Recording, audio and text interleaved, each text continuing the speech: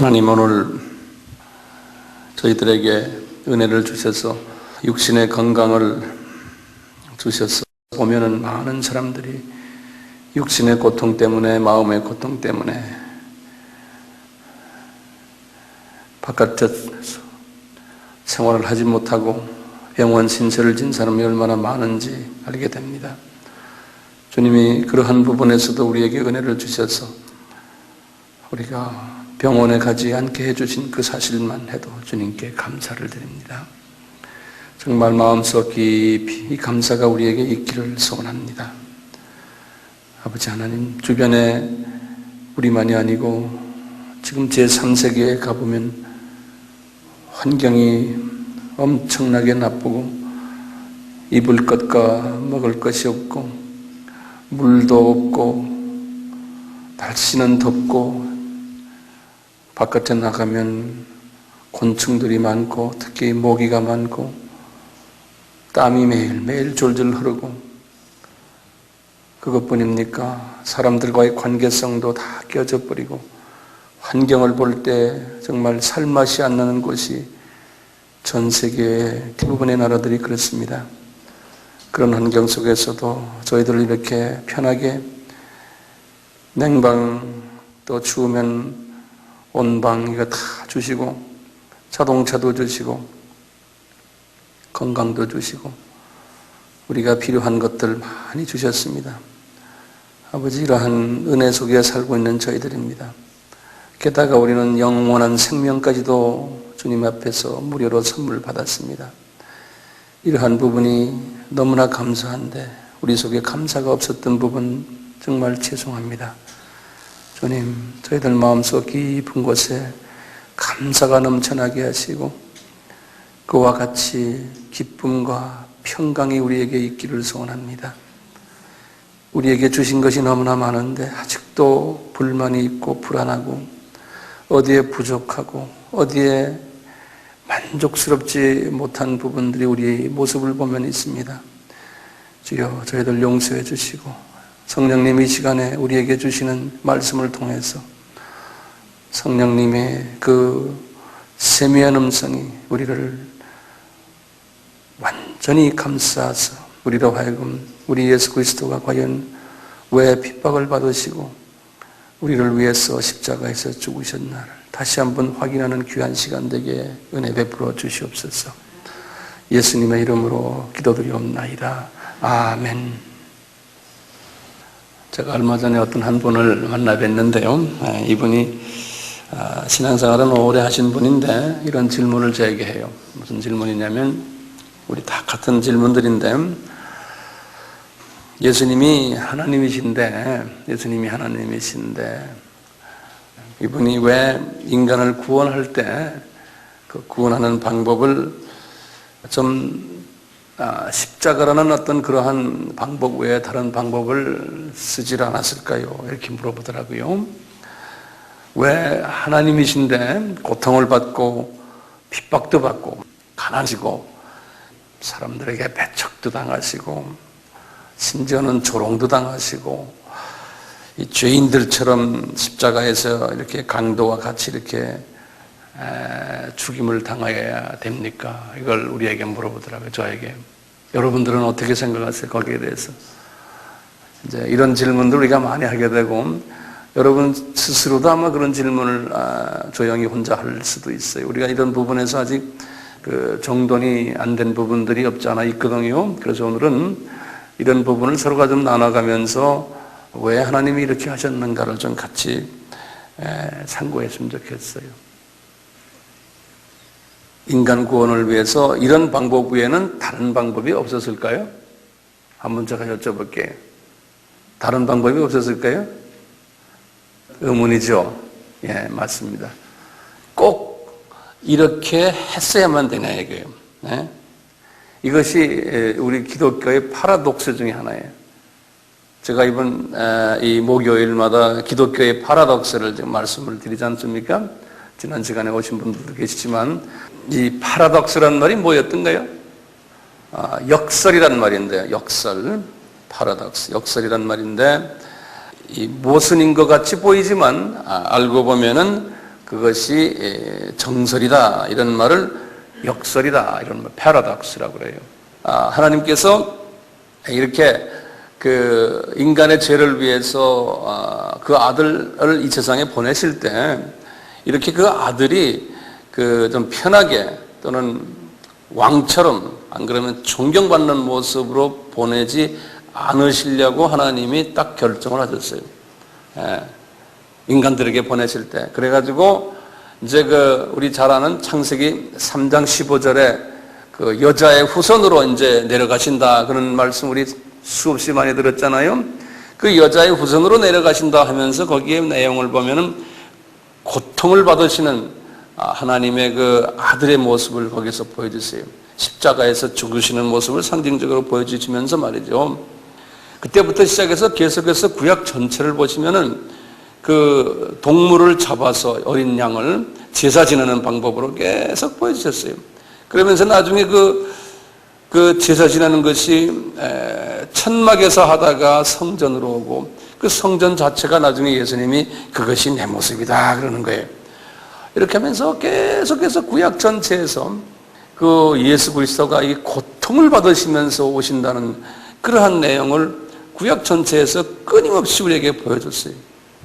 그와 동시에요, 이 하나님이 사랑하셨던 그 선지자들, 구약에서요, 선지자들에게요, 이 예수가 고통의 종으로 오실 것을 이분 저분에게 계속해서 말씀했어요. 그래서 이게 우연히 그냥 탁 나타나신 게 아니고 아주 계획적으로 고통받으시는 분으로 오시라고 계속해서 말씀하시면서 그 중에 대표적인 몇 분의 이야기를 제가 좀 해드리려고 해요. 대표적인 분이 이사야 선지자예요.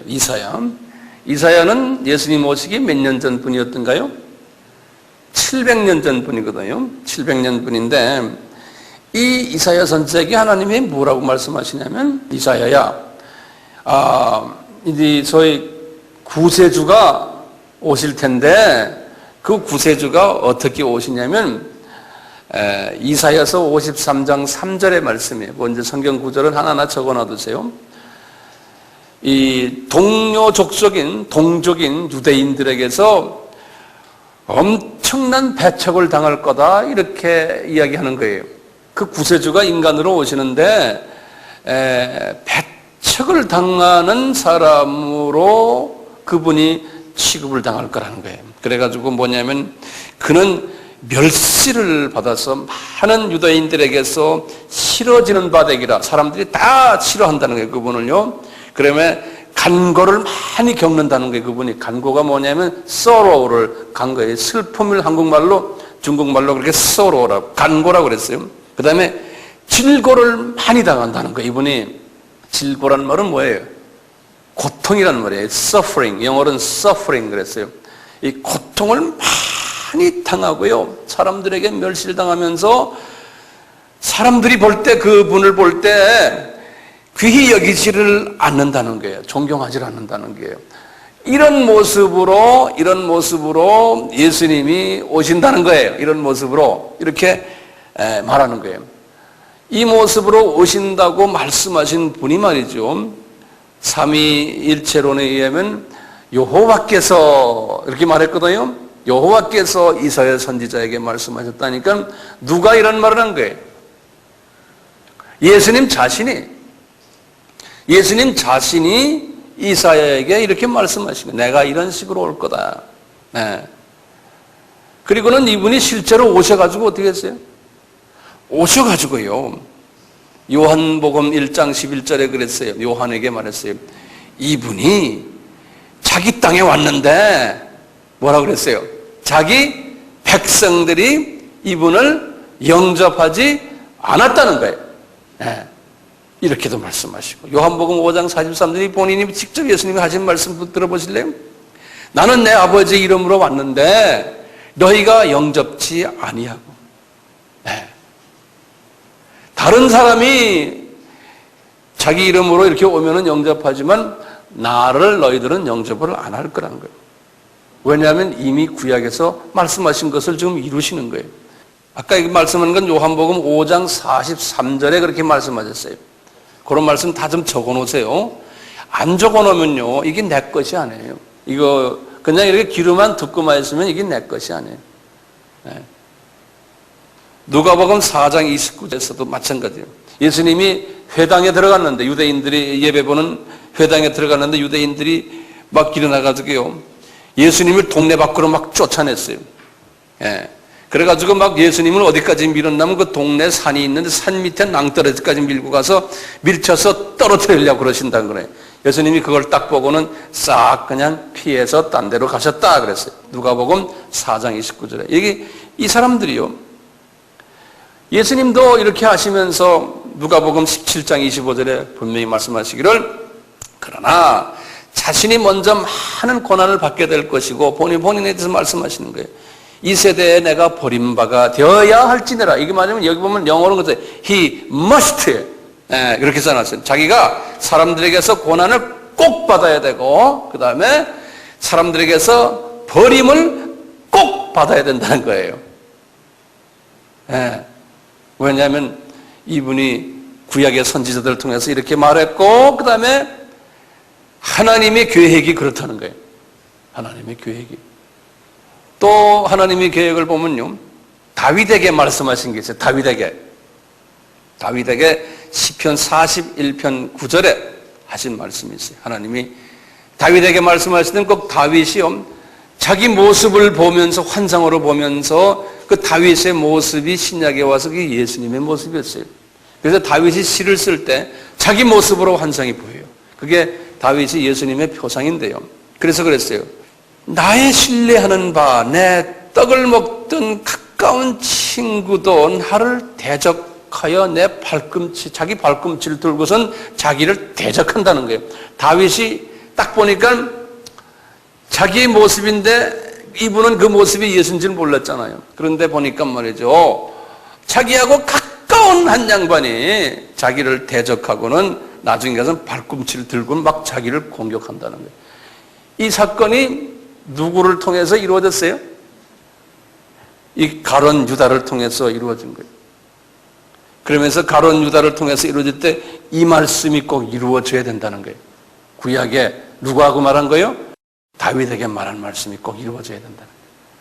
그러니까 가룟 유다가 이제 배반한 사건, 우리 잘 아는 마가복음 14장 10절에 그래요.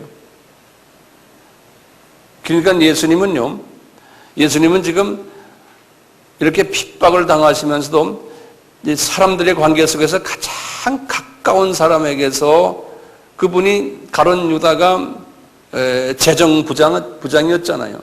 가장 가까운 사람에게서 배반을 당하는 경험까지도 하셔야 된다는 거예요. 그래서 그렇게 하실 것을 다윗에게 주전 1000년에 가르쳐 줬어요. 하나님이 그렇게 되실 거라는 거예요. 자, 그리고 그 하나님이 말이죠, 스가랴에게 하신 말씀이에요. 스가랴 선지자는 한 600년, 500년 전 분인데요. 요분에게 뭐냐면, 글쎄, 그 하나님의 아들이 은 30냥에 팔릴 것이라고 말씀하시는 거예요. 스가랴서 11장 12절에. 그런데 정확하게 마태복음 26장 15절에 예수님이 은 30냥에 팔리는 장면이 나와요.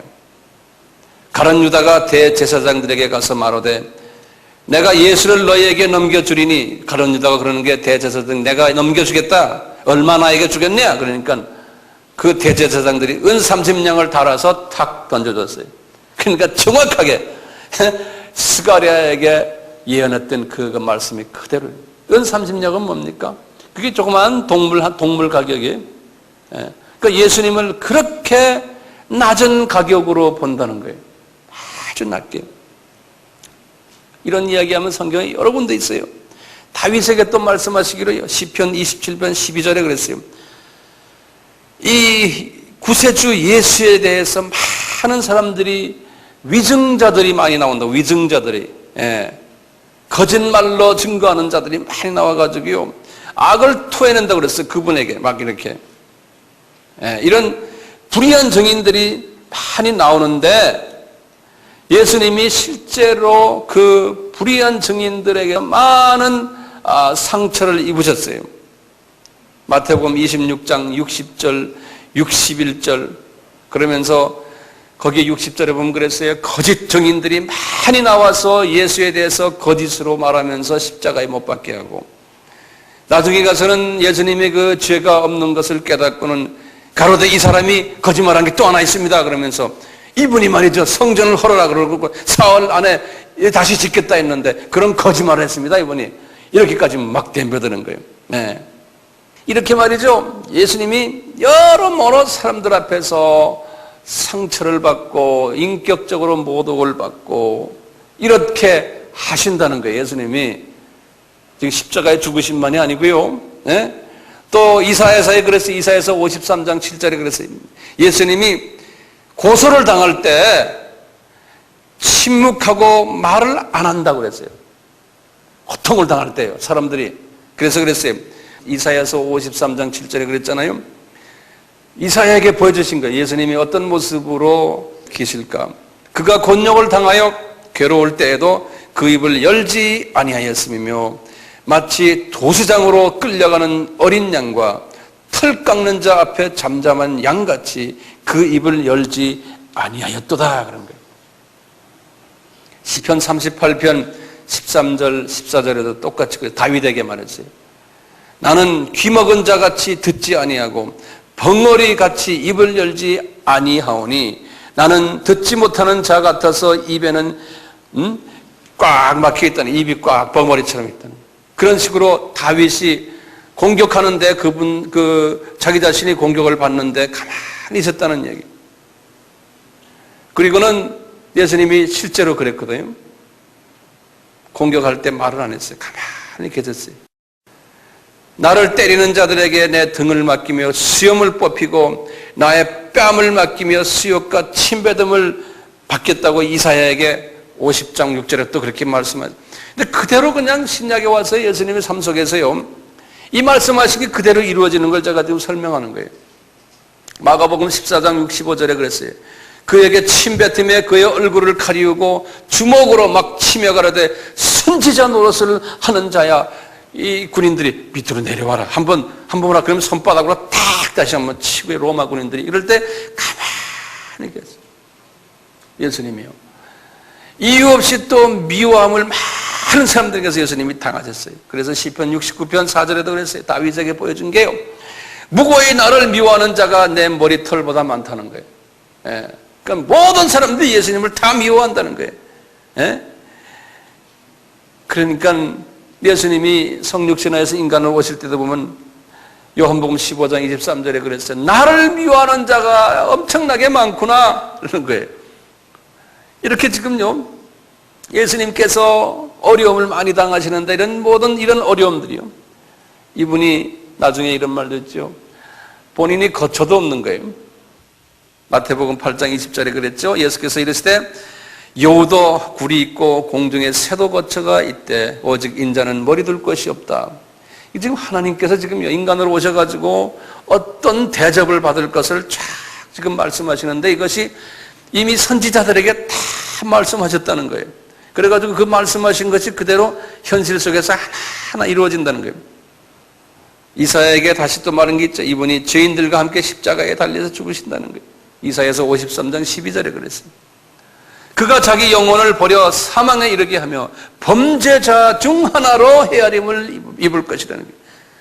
그러나 실상은 그가 많은 사람의 죄를 지며 범죄자를 위하여 기도까지 하겠다는 거예요. 그분이 십자가에 매달려가지고 강도를 위해서 기도했잖아요. 이걸 이사야에게 다 보여주신 거예요. 이사야서 53장 12절에서요. 이것을 그대로 하시는 거예요. 마태복음 27장 38절에 그걸 그대로 이루신 거예요. 이때 예수와 함께 강도 둘이 십자가에 못 박히니 하나는 우편에 있고 하나는 좌편에 있고 그리고 한 강도가 나를 위해서 기도해 주시고 나를 낙원에 가게 하십시오. 아니면 주님께서 넌 나와 같이 간다고 그랬잖아요. 이거 그냥 이게 우연이 된 게 아니에요. 하나님이 다 계획하신 거예요. 하나님께서. 우리가 지금 이런 이야기들을 쭉 한번 보면서요. 이 모든 사건들을 이렇게 보면 사건들의 십자가의 예수님에게 고통의 부분들을 제가 한번 섭렵해 봤는데요. 이런 것들이 이 십자가를 지실 때 예수님의 모습이에요. 예수님의 모습인데요. 자, 이렇게 십자가 속에 숨겨져 있는 하나님의 뜻이 뭔지를 우리가 알 필요가 있어요. 왜 하나님이 이렇게 하셨는가? 예? 제목이 오늘 뭐였어요? 왜 하나님이 예수님이 고통을 당하셔야 하는 거예요? 왜? 왜 이렇게 꼭 하셔야 되는 거예요? 제가 다시 한번 정리해 보면요. 예수님의 삶의 모습을 우리가 십자가 이 이야기를 통해서 한번 볼 수 있는데요. 첫째, 예수님이요. 삶의 모습에서 한번 적어보세요. 다시 한번 정리해봐요. 자기 민족에게서 배척을 당하셨어요. 사람들이 싫어했어요, 이분을. 멸시했고요. 또 이분이 이 슬픔을 당하셨어요. 간고를 겪었고, 그 다음에 고통도 당하셨어요. 이게 예수님의 모습 중에 하나예요. 그 다음에 두 번째는요, 예수님이 가까운 친구에게서 배반을 당하셨어요. 예수님이. 거기다가 값없는 동물 취급을 받았어요.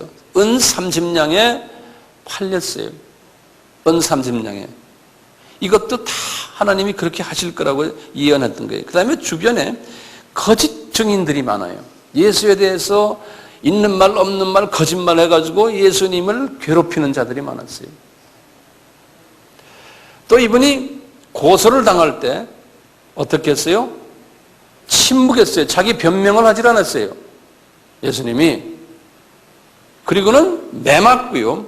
수염까지 뽑히고 수욕을 당하고 침뱉음 당하고 모욕을 당했어요. 모욕을. 이것도 시시한 병졸들에게서요. 네.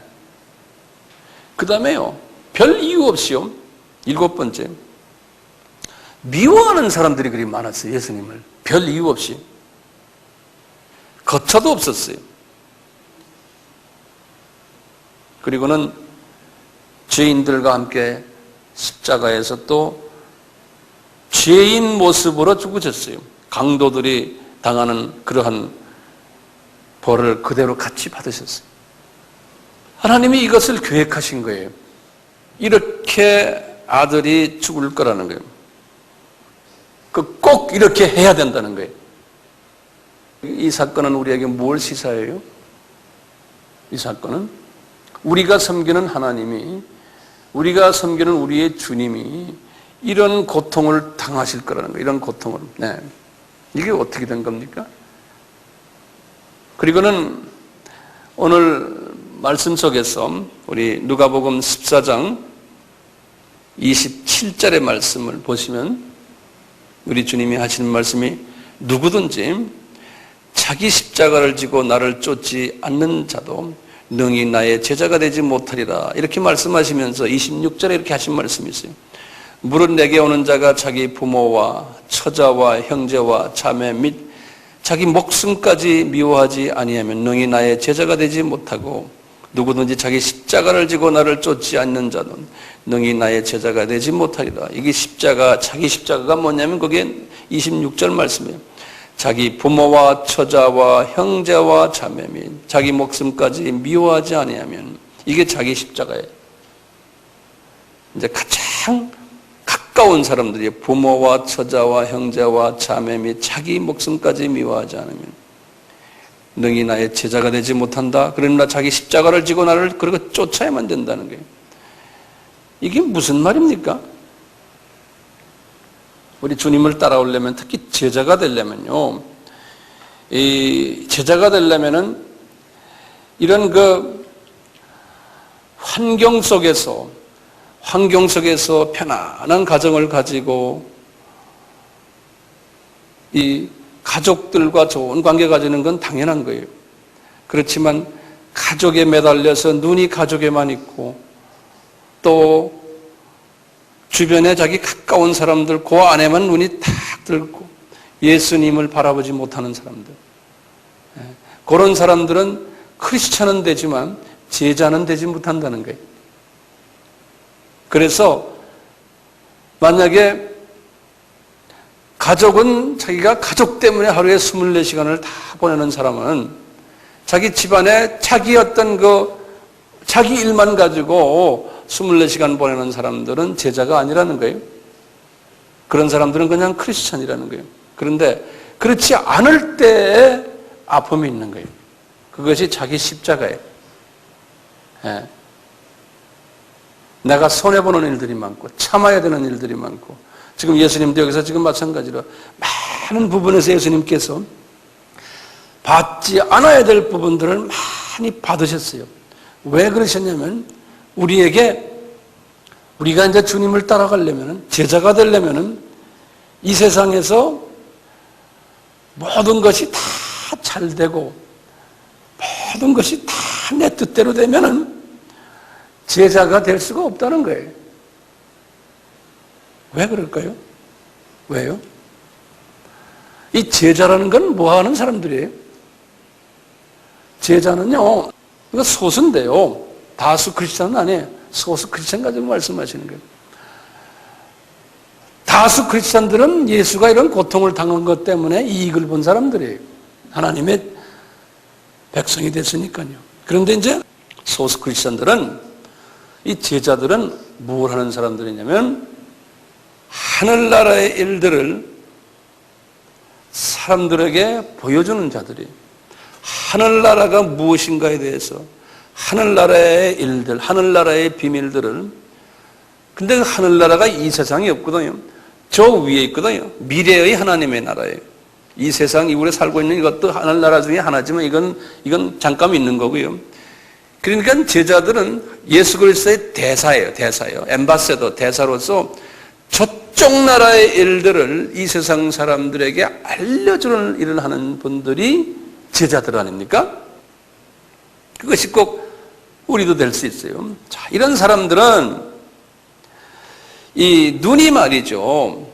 눈이 이 세상 일에 가 있는 게 당연하지만 이 세상의 모든 일이 다 잘 되면은 이분이 눈이 저쪽으로 가지 않게 돼 있어요. 하나님이 그걸 아세요. 우리 피조물들이 가지고 있는 약한 점이에요. 우리의 단점이에요. 우리의 눈의 위치가 우리 지금 보이는 여기에 모든 것이 잘 되면은 여기에다 소망을 두게 되고 여기에다 기쁨을 두게 되고 여기에 관심이 있고 비전도 이 땅에 있게 돼 있어요. 그런데 제자들은 이 세상에서 잘 되는 것을 가르치는 분들이 아니에요. 이 제자들은 저쪽 나라에 대해서 가르치고 저쪽 나라에 가서 복을 받아라고 외치는 사람들이 제자들이에요. 그렇기 때문에요, 이 제자들은요, 이 세상에서 고통을 받아야 돼요. 이 세상에서 경험을 해야 돼요. 그래서 우리 예수님이 생명을 주기 위해서는 내가 너희들에게, 제자들에게 하는 거예요. 이런 고통을 너희들이 받아야 되는데 눈이 이 땅에 있으면 안 되는데 그것을 예수님이 내가 말로만 해갖고는 안 된다는 거예요. 절대로 안 된다는 거예요. 왜 피조물들은 말로 해서 안 된다는 거예요. 하나님이 직접 보여줘야 된다는 거예요. 그래서 하나님이 이런 식으로 하신 거예요.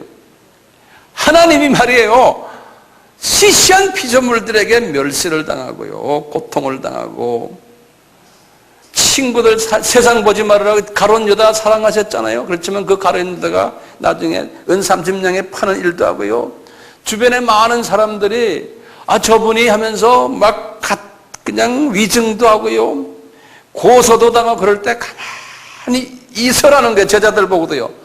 너희들 수염도 뽑는단다. 그러니까 내가 미리 한번 뽑혀볼게. 한번 봐라. 그러는 거예요. 너희들 매 맞는단다. 매 한번 내가 맞아볼게. 너 한번 당해봐라. 침 뱉는다 너희들에게. 에? 너희들이 수욕을 당하고 모욕을 당한단다. 다 경험해봐라는 거예요. 이유 없이 미워한단다 그러는 거예요. 그러니까요, 우리가 지금 제자냐 아니냐는 뭘 보면 알겠어요. 그럼요. 지금 여기서 나오는 이 캐다고리 속에 우리가 다는 아니지만 일부에 들어왔느냐 안 들어왔냐. 주님을 섬기면서 배척도 당해보셨어요? 어떤 때는 가족 속에서도, 여기 몇몇 분들은 남편들에게서 핍박을 받는 분들 있잖아요. 보이지 않게. 아, 그분은 제자예요, 제자. 알아요. 그런 남편이 아니면은 그분은 오늘날 내가 되지가 못해요. 그래서 하나님이 남편을 일부러 그렇게 만드시는 거예요. 거꾸로 자녀들 말 안 듣는 거예요. 하나님이 다 계획하신 거예요. 나를 제자를 만들기 위해서. 어디에 약한 부분, 자랑하지 못할 부분, 그것을 우리가 십자가라고 그러잖아요, 우리 보통. 예? 그 십자가가 있어요, 우리에게. 저도 지금 가족 다 떨어져 있잖아요. 예? 이게 갈 수도 없고 올 수도 없고 말이죠. 예? 제가 이제 가족을 만나러 집에 가면은 우리 가족들이 그래. 아빠 오는 건 좋은데 아빠 가는 걸 생각하니까 안 오는 게 낫겠대. 예, 아빠가 떠나는 거를 또 아파하는 거예요. 예. 이게 그러니까 빼도 박지도 못해. 여기서 다 집어던지고 갈 수도 없고, 예. 올 수도 없고. 예. 하나의 그런 아픔들이 있어요. 뭐 여러분들도 다 있잖아요. 이 제자들, 우리 아삽도 그랬잖아요. 지난 시간에 아삽도 이 고통을 경험했어요. 여기 앉아있는 우리 하나님의 제자들이요, 예수님의 제자들이요, 아픔들이 다 있죠. 있어요, 없어요? 없으면 제자가 아니에요. 어떤 한 부분에 아픔이 있어요. 이게 해결이 안 되는 아픔이 있어요. 그것 때문에 내가 주님 앞에 가까이 올 수 있고, 그것 때문에 내가 겸손해지고, 이것 때문에 내가 주님과 내가 깊은 대화도 하게 되고, 안 그러면 내가 요것이 없으면 교만해질 수 있는 확률이 있는. 그래서 하나님이 그것은 놓칠 않아요. 우리 사도 바울에게도 마찬가지였잖아요. 똑같이요. 어떤 분들에게는 거처가 없는 그런 아픔도 주세요. 예수님처럼요. 그러니까 예수님이 가진 이 모든 아픔을 다 가지면 그건 보통 사람이 아니에요. 다 가지면 좋죠. 거처도 없으셨고 죄인들을 위해서 죽기까지 하셨잖아요. 이유 없이 미움당하시고 매맞고 고소당하시고 거짓 증인들이 많고 은 30냥에 팔리고 가까운 친구들이 배반하고 배척당하고 이런 모든 부분들이요. 그러면 여러분들이 이렇게 생각할게요. 그러면 목사님께서 하나님의 종이라고 그런다면 우리가 생각하는 목사님은 많은 사람에게 존경받아야 되고, 목사님 되면은 교인이 많아지면은 취하면 차도 타야 되고, 그렇지 않습니까? 목사님 되면은 그래도 판공비도 많아야 되고, 우리 체면이 있지 않습니까? 우리가 지금 말하는 우리 목사들의 개념이 그래요. 종교 지도자들은 이런 식으로 해서 존경받아야 되고 위치가 높아야 되고 뭐 이런 게 있지 않습니까? 제가 말을 다 표현이 안 돼요. 네. 그것은 성서적으로 보면은 잘못된 개념이에요. 예수님의 종은 그렇게 하지 말아라거든 주님이 말씀하십니다. 네. 오늘날 우리 기독교의 제3세계도 그렇고 우리나라도 그렇고 미국도 그래요. 보면은 소위 번영신학이라고 그러세요. Prosperity라고 그래요. Prosperity theology 그래요. 예수 믿으면 모든 게 잘 되고, 예수 믿으면 성공하고, 예수 믿으면 돈도 많이 벌고 건강해지고, 예수 믿으면 잘만 하면 교회도 엄청나게 복받고 모든 게 다 잘 되는 거예요. 이것이 지금요 전 세계에 지금 막 흘러가고 있어요. 예수 믿어서 잘 되면 좋죠. 근데 잘 되면은 어떻게 되는 거예요? 잘 되면은 십자가 신앙을 잊어버려요. 그게 사람이에요. 그래서 예수님께서 너희들이 잘 되는 것이 복이 아니라는 거예요. 예? 피조물들아, 커지는 게 복인 줄 아느냐? 아니라는 거예요. 커지지 말아라 그랬어요. 제자들 보고요. 너희들 커지지 말아라. 적은 자가 하늘에서 큰 자라는 거예요. 왜 그래요? 주님이 우리 커지는 거 싫어서 그래요? 아니에요. 커지는 걸 좋아하세요. 그렇지만 너희 피조물들아, 커지면은 딴짓한단다 그러는 거예요. 여러분들 주변을 한번 가만히 보세요. 커지면은 딴짓해요. 그러니까 사랑하는 자들에겐 커지는 걸 원하시지만 딴짓하지 않으면서 커지면 그게 복 중의 복이죠. 네? 우리 안성도 마찬가지예요. 어느 정도 가다가 하나님께서 어느 정도 커지니까 하나님이 너 그러다가는 안 되겠다 하고는 쫙 앉혀놓으세요. 제가 그걸 알아요. 황 목사야, 너 저러다가 너 이러다가 너 날개 달면 너 딴짓한다? 하나님께서 딱 앉혀놓으세요. 그럼 알아요, 제가. 아, 내가 어디에 뭐가 주님 앞에 잘못된 부분이 있구나. 주님, 제가 주님 앞에 물어볼 거래요. 주님, 뭘 저에게 말씀하십니까? 주님 기뻐하지 않는 게 뭡니까? 제가 주님과 대화하는 거. 주님이 그 대화를 받고 싶어 하세요. 그리고 이제 어느 정도 날개를 접고 이제 좀 겸손해지면은 그 다음에 또 날개 타다다닥 또 날개 달게 하세요. 그 날개 달고 또 올라가다가 어느 정도 되면 또 날개를 접으실 거예요, 아마. 그러면서 내가 자꾸 이 날개가 이제 단단한 날개 되지만 겸손한 날개로 가면서 그게 복 중에 복 아니에요. 예. 우리 모두에게 그게 다 있어요. 그래서 주님이 원하시는, 이 세대에 원하시는 그 일에만 날 보고 초점을 맞춰가고 주님이 계속해서 이제 가르쳐 주시는 거죠. 기복신앙이라고 그러잖아요. 뭐든지 하면 다 잘 된다. 예. 이것은 하나님의 자녀들에게 어느 정도는 주세요. 어떤 자녀들에게 주십니까? 영적 어린아이들에게는 그렇게 주세요. 어린아이들은요, 훈련시킬 필요 없어요. 기도하면은 탁탁 줘요. 그리고 돈도 줘요. 부동산 이거 샀더니 2배가 올라가요. 주님, 그렇게 많이 해주세요. 그런 사람들은요, 우리 하나님을, 우리 예수님을 그 정도로만 알고 있다고요. 그 영적 어린아이들이에요. 그렇게 해서 어느 정도 자라날 수는 있어요. 예. 그게 또 어린아이니까요, 어른이 되는 하나의 과정이에요. 그러면서 어떤 데는 하나님이 그 훈련시켜서 하나님이 사랑하는 분들은 그런 과정을 통해 가지고 빨리 성숙한 사람으로 하나님이 만들어주세요. 나중에는 손해보는 일을 봐도 기쁨이 오고, 고통이 있어도 기쁨이 오고, 멸시를 당해도 기쁨이 오고, 이렇게 돼요. 우리 교회 안에서도요, 주님을 이렇게 섬기다 보면요, 이런 그 십자가의 이런 과정들을 경험하게 돼요. 그래서 제가 이런 그 고통의 신학, 십자가의 신학이 진정한 의미의 주님이 원하는 신학이에요. 그런데 이 고통의 신학이 우리에게서 고통으로 느껴지질 않는 거예요. 이 깊은 내면에서 뭐가 오냐면은 기쁨이 있고 소망이 있고 환희가 있어요. 예. 그것이 주님이 우리에게 요구하는 것이고 그걸 우리가 체험할 필요가 있는 거예요.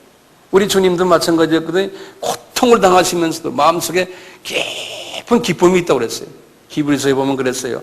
그가 이제 앞으로 이제 하늘나라에 가서 받을 그 기쁨을 생각하시면서 이 모든 고통을 참으셨다고 그랬어요.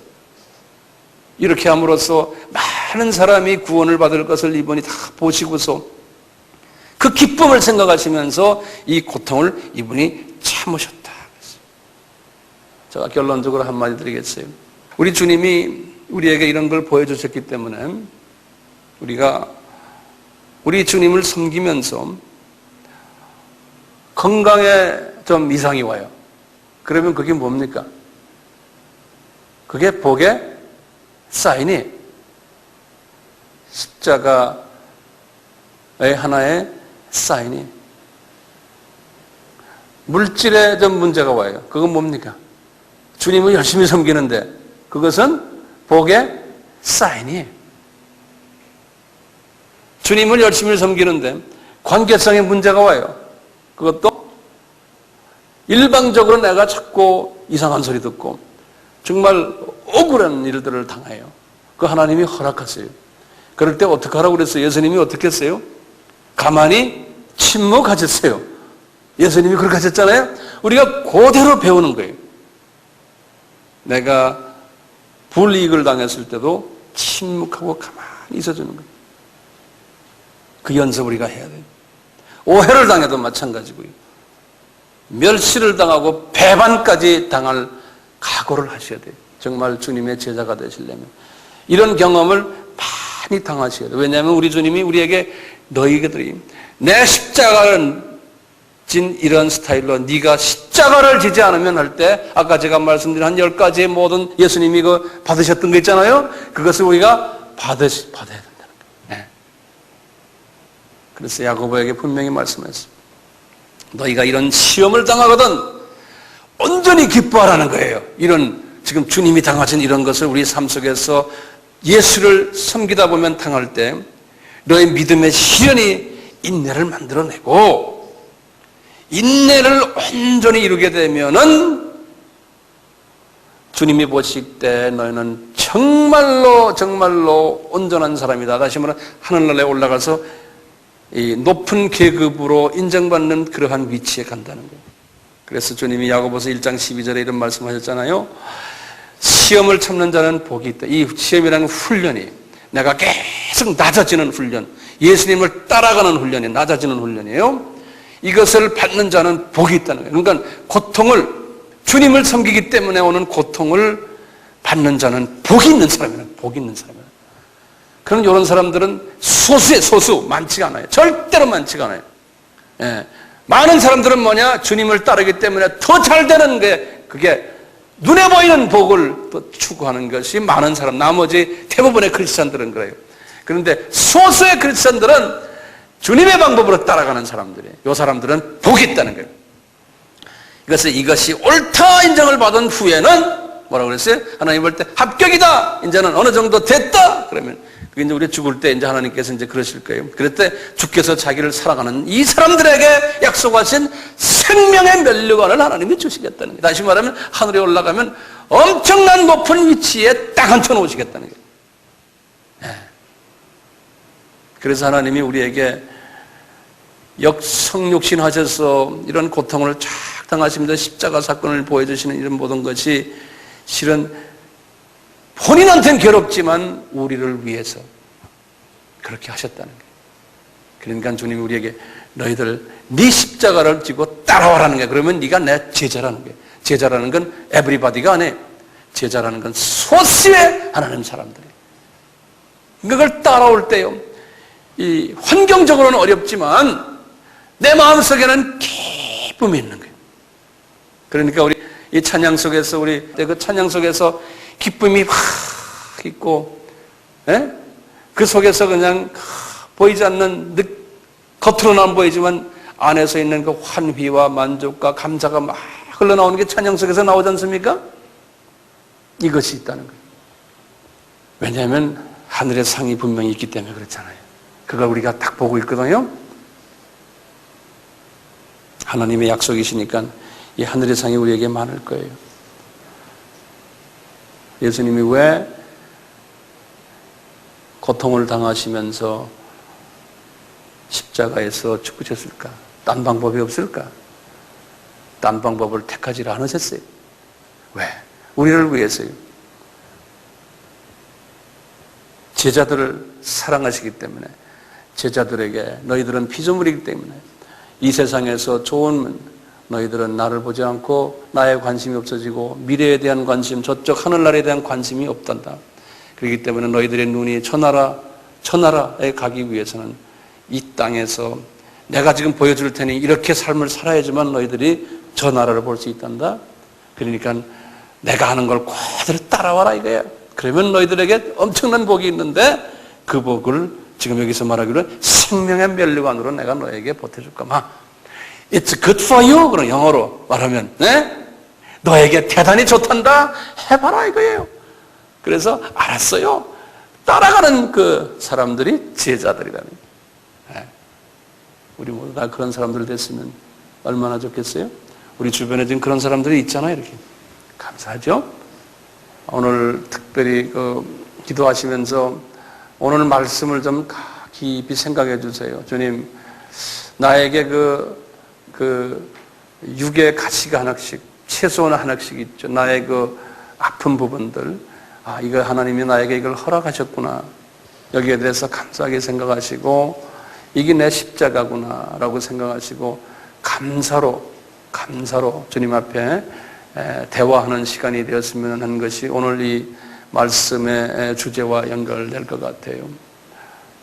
그렇게 해주시면서 내가 이런 아픔을 통해서 주님이 나를 제자로 만들고 생명의 면류관을 주시려고 그러시는구나. 주님 감사합니다. 이 시험을 참는 자는 복이 있도다. 이것에 옳다 인정하심을 받은 후에 주께서 자기를 사랑하는 자에게 약속하신 생명의 면류관을 얻을 것입니다. 아멘. 이 말씀은 우리 예수님이 우리에게 주신 말씀입니다. 하나님의 말씀이니까 1.1획도 가감이 없어요. 그대로 이루어지실 거예요. 그것을 믿는 것이 우리 믿는 자들이 우리가 이 말씀을 그대로 믿읍시다. 아멘.